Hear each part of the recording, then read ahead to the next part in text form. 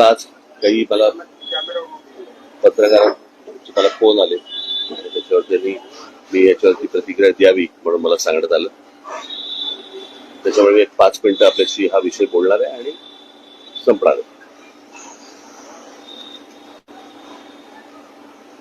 खरं तर आता मला प्रेस घेणं किंवा आता काही बोलणं, कारण माझ्या मुलाखती झालेल्या आहेत, सभा झालेल्या आहेत, भाषण झालेली आहेत, त्याच्याबद्दल अनेक गोष्टी मी बोललेलो आहे. परंतु काल आमची जिथे सभा झाली शिवतीर्थावरती, तिथेच काल देवेंद्र फडणवीस आणि एकनाथ शिंदे आणि बाकी सगळ्या मंडळींची एक सभा झाली आणि त्याच्यामध्ये देवेंद्र फडणवीस असं म्हणाले की राज ठाकरे जे गौतम अदानीबद्दल जे बोललेले आहेत, तर त्याच्यामध्ये मग त्यांनी टाटा, अंबानी आणि इतर सगळ्या उद्योगपतींचा पण विषय काढला आणि त्या उद्योगपतींचं देखील ग्रोथ झालेली आहे अशा प्रकारे त्यांनी गोष्ट सांगितली. मुळात मी माझ्या भाषणामध्ये पण मी ही गोष्ट सांगितली होती, हा विषय कुठच्या उद्योगपतीच्या विरोधातला किंवा उद्योग समूह किंवा उद्योग येऊ नये याच्या विरोधातला हा विषय नाहीये. विषय आहे की उद्या अंबानी असतील, टाटा असतील, इतर उद्योग समूह असतील, बिर्ला असतील, कोणी हिंदुजा असतील, अजून कोणी लोक असतील, त्यांना इथपर्यंत पोहोचायला साधारणपणे 50, 60, 100 वर्ष लागलेली आहेत. पण यांच्याही पलीकडे एक माणूस जातो आणि तो 10 वर्षातच फक्त मोठा होतो. माझा विषय तिकडे आहे. म्हणजे उद्या तुमचं सिमेंट पासून, स्टील पासून, पोर्ट्स पासून, एअरपोर्ट पासून, विजेपासून या सगळ्या गोष्टींची मोनोपॉली ज्या वेळेला एका माणसाकडे यायला लागते, त्यावेळेला एखादा माणूस हा या देशाला वेठीस धरू शकतो आणि त्याला सगळ्या गोष्टी पुरवणारं हे केंद्र सरकार ज्या वेळेला असतं आणि त्यांना ज्या वेळेला केंद्राकडनं ज्या वेळेला पूर्णपणे एक रेड कार्पेट असतं आणि कुठेही जा आणि काही करा.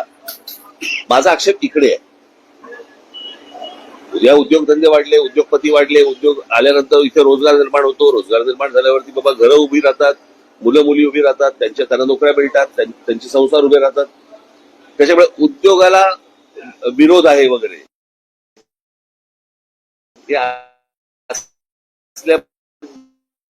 मूर्खपणा माझा बोलण्यातनं नव्हता आणि नाही आणि येणार करू इच्छितो मी आपल्या समोर की या सगळ्या याच्यामध्ये अंबानी घ्या, टाटा घ्या, अजून कोणी उद्योगपती घ्या, बिर्ला घ्या, कोणी यांची एम्पायर स्वतः उभी केलेली आहे.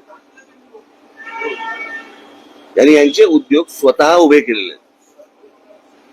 म्हणजे आज जर समजा तुम्ही विमानतळ ही एक जर समजा गोष्ट बघितली तर 7 का 8 विमानतळ आज गौतम अदानींना देण्यात आलेली आहेत केंद्र सरकारकडनं आणि त्यातलं फक्त एक नवी मुंबईचं विमानतळ सोडलं तर एकही विमानतळ हे गौतम अदानींनी बांधलेलं नाही.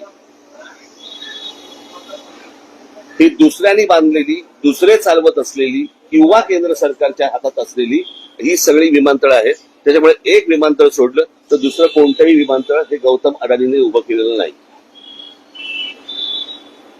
पोर्ट्स याच्यामध्ये एक मुंद्रा पोर्ट सोडलं तर जेवढी पोर्ट्स आता त्या गौतम अदानींच्या हातामध्ये आता आहेत त्यातलं एकही पोर्ट हे गौतम अदानींनी स्वतःहून उभं केलेलं पोर्ट नाही. ही दुसऱ्यांची पोर्ट्स होती. त्यांना गन पॉइंट वरती आणून त्यांच्याकडनं ही संपूर्णपणे पोर्ट्स विकत घेतलेली आहेत.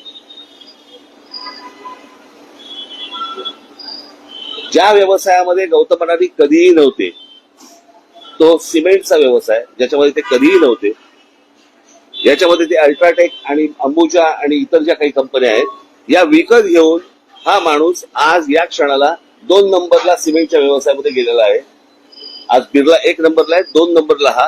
गेल्या 10 वर्षामध्ये एक माणूस सिमेंटच्या व्यवसायामध्ये 2 नंबरला जातो, दुसऱ्यांचे व्यवसाय खेचून, दुसऱ्यांचे व्यवसाय हातामध्ये घेऊन. पॉवरचं पण तसंच आहे, स्टीलचं पण तसंच आहे, अनेक उद्योग तसे आहेत. सो मला फक्त मुख्यमंत्र्यांना सांगायचंय की हा विषय हा कोणाच्या ग्रोथचा नाहीये. ग्रोथ कशी होतीये, स्वतः उद्योगपतीची वाढ कशी होतीये, तर ती वाढ मला असं वाटतं समजून घेणं हे गरजेचं आहे. देशातल्या प्रत्येक नागरिकाने समजून घेणं गरजेचं आहे. उद्या हा एकच माणूस या देशाला वेठीस धरू शकतो. याचं उत्तम उदाहरण जर समजा आता आपल्याला बघायचं असेल तर जे या देशामध्ये आता इंडिगोने केलं, संपूर्ण सगळा देश अख्खा स्टँड स्टिल वरती आणला आणि सगळी विमानतळ ज्या वेळेला आज बंद झाली 65% आज हवाई वाहतूक ही एकट्या इंडिगोकडे देण्यात आली आणि त्याच्यातनं एका एअरलाईनने व्यवसाय बंद केल्यानंतर किंवा ठप्प केल्यानंतर देशाचे काय हाल होतात हे आपण पाहिले. मला असं वाटतं हा धोका सर्वाधिक आहे आणि तो धोका मला असं वाटतं मुख्यमंत्र्यांनी समजून घेणं गरजेचं आहे किंवा त्यांना समजणं गरजेचं आहे किंवा अर्थात समजलं असेल पण ते आता सांगतील तरी कोणाला. तर ही गोष्ट प्रामुख्याने मला असं वाटतं की लोकांसमोर जाणं गरजेचं होतं.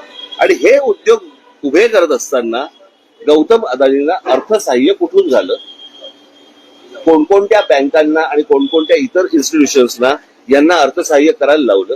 उद्या जर अशा प्रकारचं जर उद्या गोष्टी कोलॅप्स झाल्या तर नोकऱ्या जातील, देश बर्बाद होईल आणि हा एक दिवस देश ठप्प होईल. माझा सांगण्याचा उद्देश हाच होता. आणि एक ते टूल वापरून ज्यावेळेला महाराष्ट्रामधली शहरं ज्यावेळेला काबीज करायला जेव्हा तुम्ही जाता तो धोका मला असं वाटतं महाराष्ट्रासाठी खूप मोठा आहे. त्यावरतीच माझं भाष्य होतं, हे मला तुम्हाला फक्त सांगायचं.